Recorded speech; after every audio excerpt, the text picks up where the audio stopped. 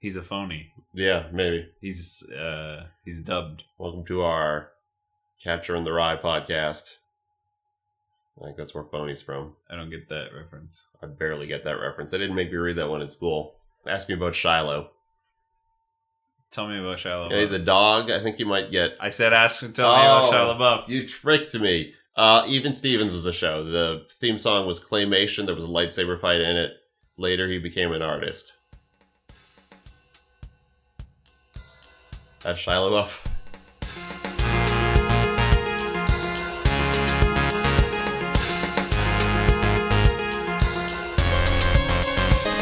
It's a beautiful day in the neighborhood, a beautiful day for a neighbor.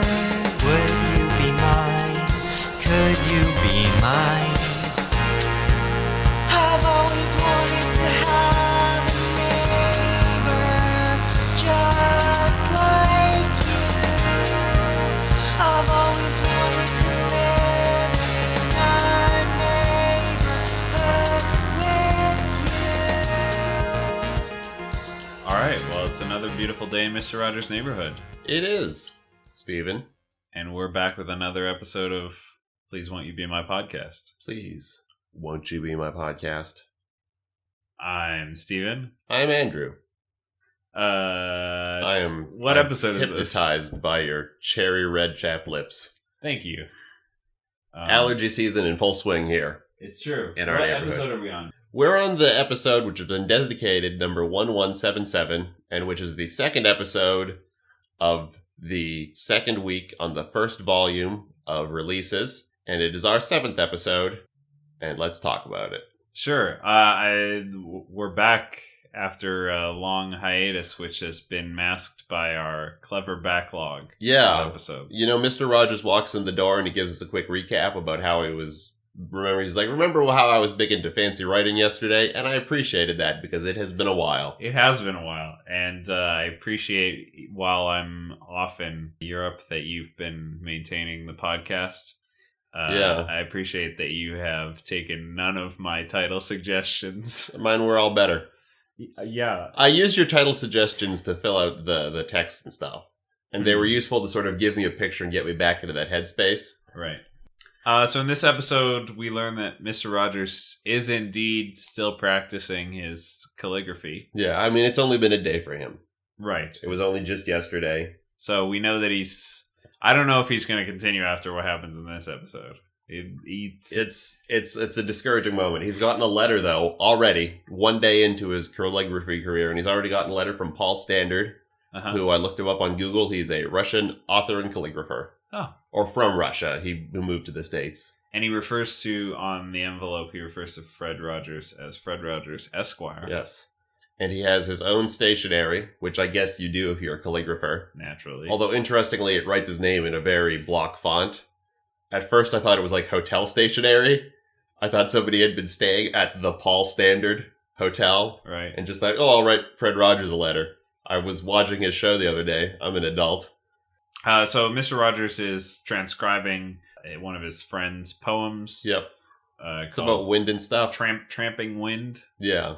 I couldn't find her on the internet. I think she is a character in Mr. Rogers' Neighborhood, is she not?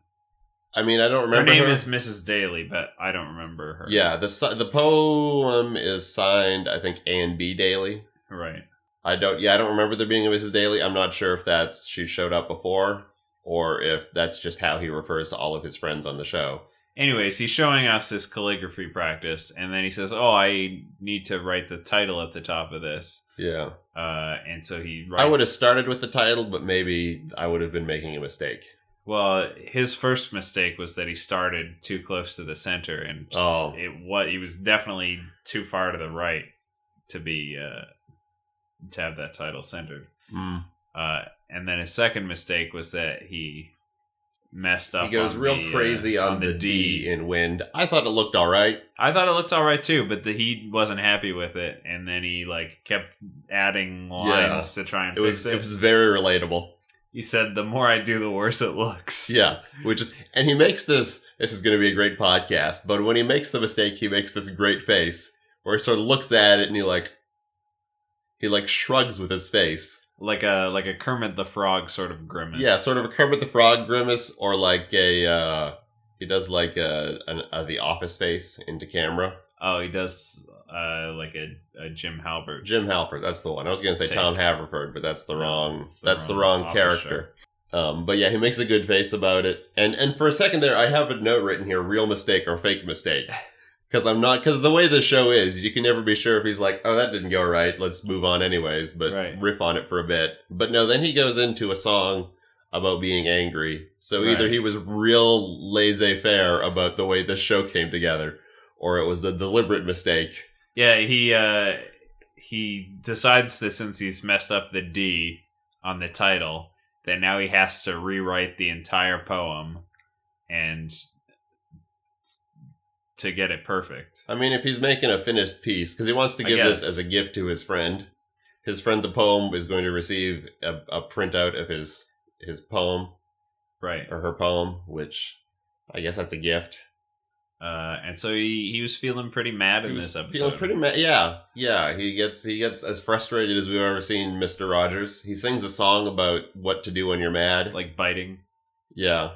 I don't know if the song was actually about biting is a thing to do when you're mad, but I wrote down feel like biting, so I assume that he mentioned it at some point. Yeah, I think it was, what do you do when you're mad, and, own it and stuff. It's a very, healthy processing emotion song.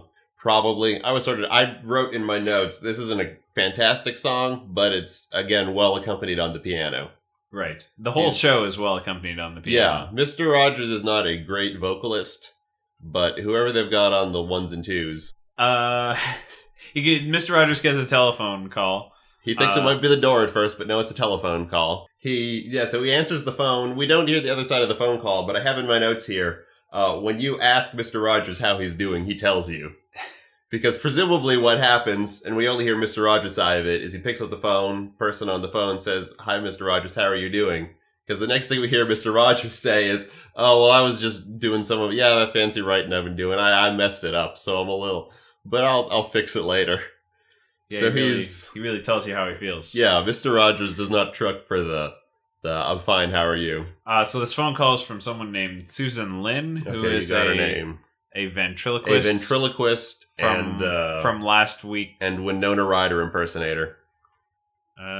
She's got kind of a Winona Ryder look about her. Okay, I buy that. Yeah. She was apparently on one of the previous week's episodes. We'll never know. We don't know. If you want to go through 800 episodes, go for it. Look for Susan, was it? Susan Lynn. Susan Lynn. And she calls to say that she's stopping by briefly. Yeah, I don't know where she's calling from. Yeah, like she's immediately on the porch in the next scene. I don't see any payphones in the town, so maybe she's the next house over. I mean, it's a small neighborhood. It's a very small neighborhood made out of cardboard. So she's got a duck puppet named Audrey Duck. She's got Audrey the Duck. And Lion. Mr. Rogers invites her in. She says, "No, let's just sit here on the porch because I'm in a hurry." So she's in a hurry, but she's not in too much of a hurry that she can't stop in for a quick talk therapy session for her puppet. Yeah. Because Audrey Duck has a problem. Audrey Duck has a lot of problems. Yeah, Audrey Duck is... I'm concerned with Audrey Duck. Audrey Duck is concerned because another puppet named Cataline is arriving is also in the Susan puppet box Lynn's left hand shortly. But she's worried that Mr. Rogers will like Cataline more. Yeah. A lot of jealousy going through this episode. A lot of jealousy going on, and especially with Audrey Duck. I mean, the things that I'm trying to figure out an easy way to get into it. There's a point where Audrey Duck and Caroline are just talking to each other, and there's sort of a wide shot, and we see Mr. Rogers sort of sitting there, and at one point he almost looks straight into camera, as if to say, "I'm largely superfluous to this scene here." He's sort of sitting there and reacting, but the show has been taken from him by a different puppeteer and different puppets. Pretty good ventriloquist. Yeah, pretty good ventriloquist. I have nothing bad to say about her abilities. Yeah, no, I thought it was quality. I've seen Edgar Bergen do worse. The only time that I really heard her say the letter B, though, her face was off camera. Oh, smart. That's good editing. Yeah. It's good editing. So at one point, I mean, it's almost hard to get a bead on all of Audrey Duck's problems. Uh-huh. Because they are sundry. Because at one point, it starts out, it's like, I'm worried you won't like me as much if you meet Cataline. But also there's then she shifts to like, I'm worried you might hurt Cataline. Yeah, and she's right. like, Mr. Rogers, are you going to hurt my friend Cataline? Right. And then she like turns to Susan, the ventriloquist, and says, are you going to hurt Cataline? Yeah. And Mr. Rogers has a line where he's like, I've never tried to hurt you, have I? Which is a very nice and innocent thing to say, but the fact that he has to say it gives it kind of an eerie overtone. Uh-huh. Like, it's never good when an adult has to say, I've never hurt you, have I? Uh-huh. But then Audrey Duck says the greatest line ever, which is, sometimes I feel like hurting Cataline. Yeah. Which, oh boy. Which I feel like that plays humorously later, because when Cataline shows up, one of the few questions that Cataline asks Mr. Rogers is, does Audrey like me? And Mr. Rogers is like, Mr. Rogers does her some favors. Yeah, he's just heard her say that she wants to hurt Cataline. And he's like, I think Audrey likes that she has someone her age to play with. Exactly, yeah. He really beats around the bush with that one. Yeah, he's covering for Audrey in a major way.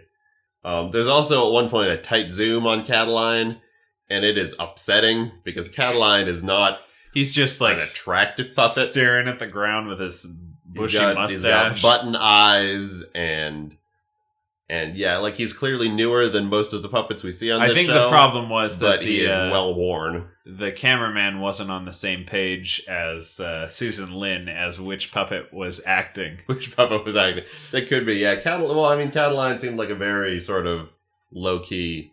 Like we were getting the reaction character. shot of Cataline. Yeah. While the right hand was the one doing the acting, and so there was also a lot of stuff about how Audrey has to help put Cataline on my other hand. Because Cataline is my right hand. Yeah. There's a weird sort of, like, a lot of, like, giving the puppets agency, but also not disguising the fact that they have to go on my hand. They're in this box. They are puppets. It's a weird sort of... They really play around with that wall. So, yeah, and then She leaves in a hurry. Yeah, they have to go off to the preschool. I have a note here that says these puppets should not be allowed around children, which I think is fair. She thanks Mr. Rogers for having the time to talk. He says, I'm here a lot, which is true. Which is accurate. He's really only there like a half hour a day. That's true. He is there very little for his home, and he's not even there often enough for it to be a job. He must be at that house at other times, though. Like, he's there for the half hour we know, but also in between today and tomorrow, new things will be in That's true. His house. That's true. I mean, some of that happens on its own, because I didn't realize until we come back, but now he goes to look at a picture of the Land of Make-Believe, which I later realized was picture-picture. Yes. Yes. I didn't realize that at first. I thought it was just another of his, because he's got about a half dozen pictures of the Land of Make-Believe. Trolley is still taking a leave of absence. Yeah, Trolley's still not in the picture. I feel like the platypus mound is in this picture of the Land of Make-Believe. Maybe. But he doesn't point to it and say that. He goes through and he lists all the things that are in it, because that's a big thing with kids. Kids love having things pointed to and described to them. Do they? I mean, that's what I've learned from children's shows. A lot of pointing and describing things. So we... but he brushes over what I think looks like the platypus mound and doesn't mention it. So maybe it's not. Maybe. It's where the fountain would have been in our last week, the first week of Mr. Rogers' Neighborhood. But the fountain is also not mentioned, and we haven't seen it since. So we, I guess, just transition into the Land of Make-Believe, not by Trolley, but just the intention to imagine something. Making believe? Yeah, I suppose so. I mean, let's head to the Land of Make-Believe and try to hash some of this out. All right, sure. All right. Did you hear they've got a waterfall now in the Land of Make-Believe? I heard that the contractor really skimped on it, though. Yeah, it's they're putting it on the pamphlets, but I haven't heard great things about it. Yeah, well, maybe we'll see it while we're in town. Oh, here it is, right here. Here it is. Here we are in Land of Make-Believe. Here we are in the Land of Make-Believe. Henrietta, in fact, is hanging out by the waterfall. Yeah. As Mr. Rogers said he imagined she would be.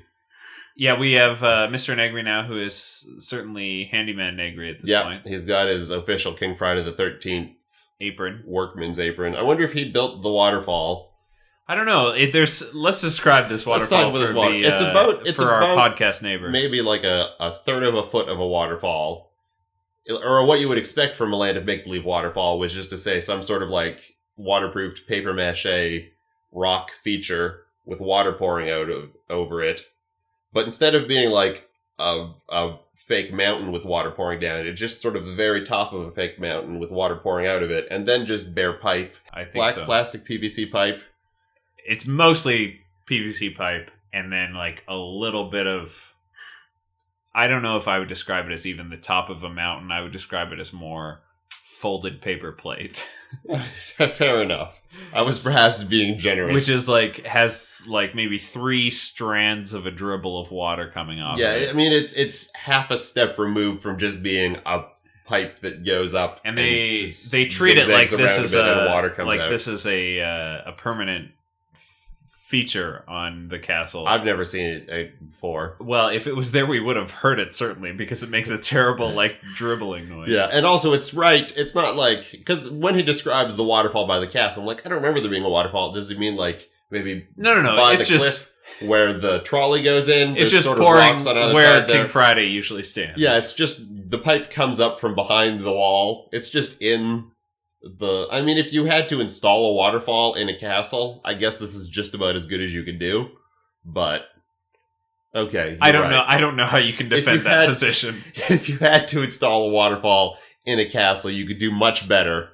But if you were the props guy on Mr. Rogers' Neighborhood and don't find out about this until the night before, it's probably as good as you night before seems generous. I might say I feel like this was a garden hose. I feel like Mr. Rogers was standing on his front porch, about to get the cameras rolling. They're panning across to the door for his big opening. He looks over, the prop guy says, "Oh, I forgot, we need a waterfall for the Land of Make-Believe."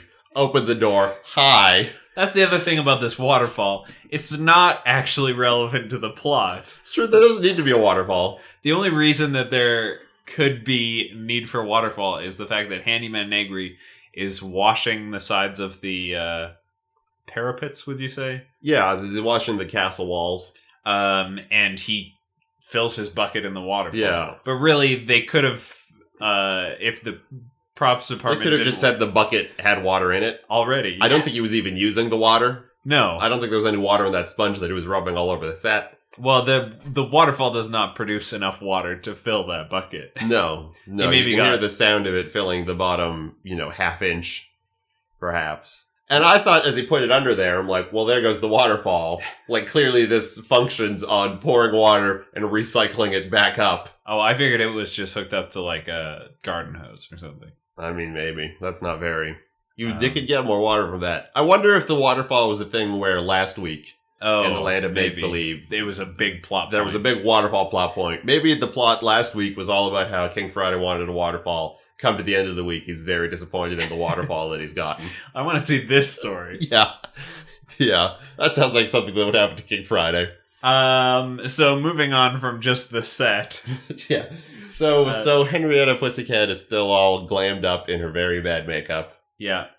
She's telling Handyman Negri about how she's... Well, Handyman Negri doesn't recognize her again. Right. Which I start to wonder if because it seems like this week is going to be about Henrietta Pussycat is jealous of Colette, Grandpare's granddaughter, and sad. But I wonder if she might have some cause, because none of her friends recognize her when she puts on, admittedly, a lot of makeup, but she still looks... And talks. Yeah. Exactly if you put a picture of her up on the wall, I think anybody would say, "Oh, that's Henrietta Pussycat." I think people who hadn't seen Mr. Rogers in a while might even say, "Yes, that's what Henrietta Pussycat always looks like." Yeah, she always wore bright robin's egg blue lipstick and eyeshadow and big fancy hats and crazy dresses. But they don't really get into why or if Henrietta Pussycat's sad. I think this first batch through, do they? No, they just sort of, here, help me wash this wall with the water from the... So and that'll make you feel better. And he sings a song. At first, he's just sort of humming along to the background music. Uh-huh. And I wonder if they play that live or if they filled it in afterwards. I've wondered about that. Yeah, I wonder if they have a guy just on piano the whole way through, just jazzing along to it. Oh, no, we know that it's done in post because in a few episodes ago... Daniel Tiger has a fly land on his head. Oh, right. Which is accompanied by the piano. I mean, maybe it's a real on-the-ball piano, man. He spots the fly in the distance, makes sure to piano. That makes sense, because I always had it in my head that it might have been Mr. Rogers doing it, because I'm sure I've seen him play piano. I think he's all right on the keys. I don't know if it is, but... Yeah, so he cleans the wall. He's washing the wall sort of like around. He's like reaching around behind Henrietta to get around the wall. Kind of putting his arm around her. I feel like he might be flirting a bit. I think we learn in this episode that Handyman Negri has a thing for cats. Yeah, I mean, I feel like once a cat becomes sentient, maybe that stops being weird. I mean, at some point it stops being... I want to kiss a cat, and it starts being like a Star Trek thing where you're like, well, these aliens are all different. Yeah, but also, like, the mental intelligence of these puppets seems to put them at, like, child age.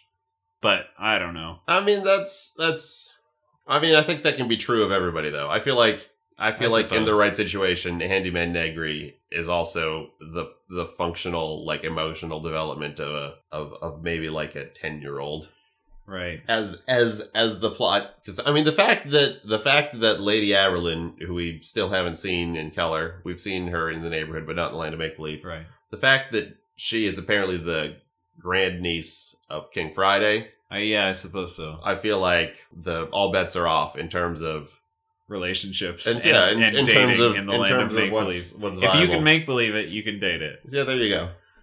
You know? The other note that I have about this scene is Henrietta Pussycat. Somehow everyone understands when she replaces important negating words with meows. In this scene, she says meow thanks. Yeah, exactly. To say no thanks. I wrote the same thing and down. She says meow today to say not today. Yeah. Like, because he's like, well, I gotta clean this other wall now. Do you want to come with me? And I'm like, she doesn't want to come with you, Handyman Negri. She has very limited mobility. She's got to be behind. And instead of saying no thanks or no meow, she says meow thanks. Yeah. Which sounds like... She really replaces the operative word. Yeah. And leaves the part that is just decorum and politeness. But I mean... Yeah, he figures it out. She's understood, so... Yeah, so he walks over to clean the other wall. And when he's there, he's cleaning the wall sort of between the castle and the Eiffel Tower. And catching his eye is this portrait of Colette, which is hung from the Eiffel Tower. Still hung from the Eiffel Tower. And he gives it a cat call. Yeah, he wolf whistles at it. Yeah. Just a sort of... Yeah, and then he's like, well, this must be that... Colette that's going to be around. Sure is a fancy cat. He's got a thing for cats. Yeah, he's got a thing for cats. I mean, whatever. I'm not going to get into it. And then we've got the clean tag on this podcast. I'm not getting into it. He looks at it. He talks about how this cat's coming, and then he leaves. So that's kind of his role. He's done with the wall. Except Henrietta Pussycat was hiding behind the wall. And very slowly emerges. Very, very slowly, yeah. Like, you can tell Mr. Rogers is, like, trying to just really extend this. And it's just another one of these, this show just loves doing the long, meaningful, tight close-ups on puppets who cannot emote. Yeah. So, Henrietta Pussycat... I don't think she's in... maybe. Maybe she just does a monologue. She just has a long monologue of how she's not sure if she wants... another cat in town, and she likes being the only one cat, one of very few. Maybe everyone will like this new cat better than one her. of the very few like eligible women in this town. But then she climbs up the Eiffel Tower to get a closer look at this portrait. And she's still real mad. It seems like, again, it's half meows, so it's hard to tell what she's saying. She knocks it to the ground. Yeah, and in that instant. Speedy delivery, Mr. McFeely zooms by on his bicycle and drives over. Speedy delivery bikes his bike right over the portrait. We've never seen Mr. McFeely deliver faster than he is here in this moment. No, and it's a real, like, there's some weight to this whole, like, push it. Like, it's immediately, it's not like, oh, I'm mad, I'm gonna trash this painting, which is what I wrote down. It's like, oh, she's gonna trash this painting. This is gonna be great. Like, it's an accident, and she's really like, oh no, oops. But at the same time, the way it's played, there's a real weight of, like, symbolic murder taking place here. Where she, like, comes up behind him and just shoves it off of the balcony. And then the metaphorical bus just... Yeah, exactly. Drives over this body. It's surprisingly violent in a respect. Yeah, look this episode up. Just this one scene is worth your time. Yeah, it's pretty good. Because Mr. McFeely is in this scene for, like, less than 5 seconds. Oh, the second it takes the bike at, like, pretty good clip across the camera frame. Then Handyman Negri comes back, looks at the portrait on the ground that's been destroyed. Yeah. And, I guess confronts Henrietta. Yeah, he wonders briefly if it's the wind, holds his finger up, is like, there's no wind. And I'm like, yeah, it's the studio. He's a real good detective, this Negri. He should be Detective Joe Negri. It's a good detective name. Yeah, that's true. I buy it. Yeah. So they talk about what happened, and I don't know if she says it was, I think she might have said it was an accident. Yeah, she says, oh, it was, I didn't mean to, or didn't meow. Yeah. Right. She's concerned that they're gonna, like, send her out of town for destroying the portrait. Don't send me away. Well, it was just for destroying the portrait. I got the vibe it was like, there's only room for one attractive cat in this town. I mean, it's all sort of her general feelings of inadequacy and insecurity. I missed my opportunity, but I was just going to do a sick burn on Henrietta Pussycat. So that's kind of the end of the make-believe. Yeah, I mean, I think they sang a song maybe at this point. Maybe. Yeah, about a cat and a handyman cleaning up a painting. Oh yeah, handy kitty and a handy... Yeah, they fix the portrait. Yeah, they help clean the rubber tread, I guess, off of the portrait. I wrote down hardcore flirting here because that feels like what's happening. Yeah, it 100%. They're definitely having a moment here. I mean, I don't know what X the Owl's doing, but he better get in. Would you say it feels creepier that Handyman Negri is flirting with a cat, or that he's flirting with Fred Rogers' hand? I mean, the second that's just show business, right? I suppose so. I mean, let's talk about Frank Oz's hand and Jim Henson's hand toward love affair. Yeah, I feel like the creepiest one is the low whistle at this picture of Colette. Yeah, that's true. I mean, we haven't met her yet. I definitely get the vibe that she is a child. Whereas Henrietta Pussycat reminds me of, like, my grandmother more than anybody. Does every puppet on this show remind you of our grandmother? Yeah. Okay. Yeah, pretty much. It's true. I mean, yeah, it's a very grandmothery show. So that's about it for the Land of Make Believe. Yeah, so let's head on back out to the Land of Make Believe. All right. Did you get your waterfall postcard? No, I don't have time for souvenirs. I'll just draw one later, I guess. Okay. So we're back out of the Land of Make Believe. Back in the real world. Yeah. Not much going on in the back end here. It was a real front-heavy episode. Are you sure? I mean... It moves fast, but a lot happens. True enough. So there's a knock at the door or something. A doorbell rings. Mr. McFeely shouts. Before Mr. Rogers even has time to unpack what's going on in the Land of Make-Believe, come to think of it. Yeah. Just straight in, hey, it's Mr. McFeely. I'm like, okay. And I was curious. I'm like, is he going to acknowledge? And so, yeah, he says, oh, I've got a delivery. Mr. Rogers. Does he say he has the delivery? Because he doesn't. No, he doesn't. Mr. Rogers goes out onto his porch to find Mr. McFeely. And a goat. And a pygmy African goat. It's a small black goat. Black because that's the color, not because African. I guess Mr. McFeely, in addition to running Speedy Delivery, is running Speedy Pygmy Goat from Africa walking service. I guess, yeah. I have my why is Mr. McFeely borrowing a goat? He's taking this goat for a walk. Yeah, he says it comes from the farm. Yeah. And he has to return it right away because it's Speedy Delivery. Away. But I guess he's taking it out again because before he leaves, he brought some bread and apple pieces to feed the goat. The goat doesn't like the bread, but likes Goat's the apple. big into the apple pieces. Also big into petting. At least Mr. Rogers asserts that he's into petting. Uh-huh. The way a child does. No, Mom, he likes it. He just wants to be petted. Yeah. Although, I mean, it seems like he does. But he leaves the food on Mr. Rogers' porch, so I feel like he must be coming back later. Or he just doesn't want food that a goat's eaten. But anyways, at this point in our conversation about this scene has already lasted longer than this scene lasts. Pretty much, yeah. Like, we see the goat. In and out. We see the goat. We realize that this episode is running long. So doesn't connect to anything. Mr. McFeely scoops up the There's goat no in his theme arms. of jealousy. And then Waddle runs away holding this goat. And I'm still not sure if he's going back to the... Because he says, like, oh, you're going home. So maybe he's going back to the farm. But the way he leaves food there leads me to wonder maybe this is the halfway... Like, he's come from the farm with the goat. Stopped by, hey, Mr. Rogers, would you like to see a goat?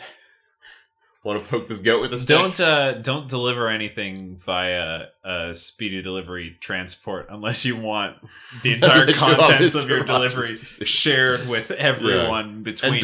And don't get it sent on Goat Day, or it's just gonna smell like livestock. But yeah, I wonder if that's why he was in such a hurry in the land of make believe, was because he was late to pick up. He's like, I gotta pick up the goat, take it over to Mr. Rogers, bring it back. Is he walking the goat? Because he just carries it. He carries it, yeah. He's out for a walk. Maybe he just wants the goat to experience He's on that new goat workout. Yeah. You carry a goat around the neighborhood. Exactly. Yeah, like he doesn't have an active enough lifestyle already. Uh-huh. He's very trim for a very old man. The goat's name is Betsy. Okay, sure. I don't know if there's anything else to say about this scene. The end. Yeah, basically. That's kind of where the episode finishes. Mr. Rogers says something about how Henrietta Pussycat feels. Just sort of, oh, she seemed upset, huh? Yeah, she did, Mr. Rogers. Good looking out. And then, I don't remember anything else that happens. Nothing else happens. Next episode, we'll be talking about... more jealousy, probably. Yeah, it'll be episode number 1178. That math checks out. And volume 1, episode 8, I suppose? Yes. In the Amazon collection. Yep. We'll see if Henrietta resolves her insecurities, or if more characters from the Land of Make-Believe learn about her insecurities before we decide to move the plot forward. We'll see if she learns a lesson, or if that's going to take 2 more days.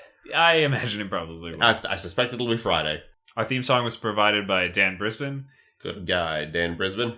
And our trolley transition tune was made by Rindale. I don't want to assume. Probably all right. Well, we'll be back when the week is new. Yes, we will. And we'll have more ideas for you. Yeah. Andrew, I know you'll have things you'll want to talk about. If we don't, the podcast will die. I will too. Die.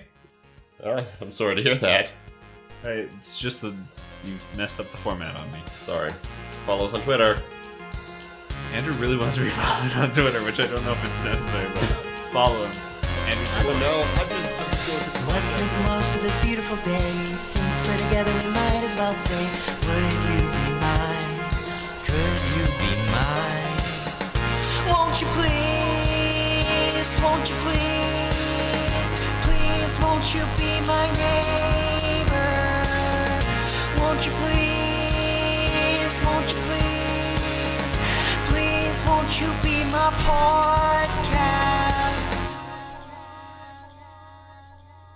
Does Audrey like me?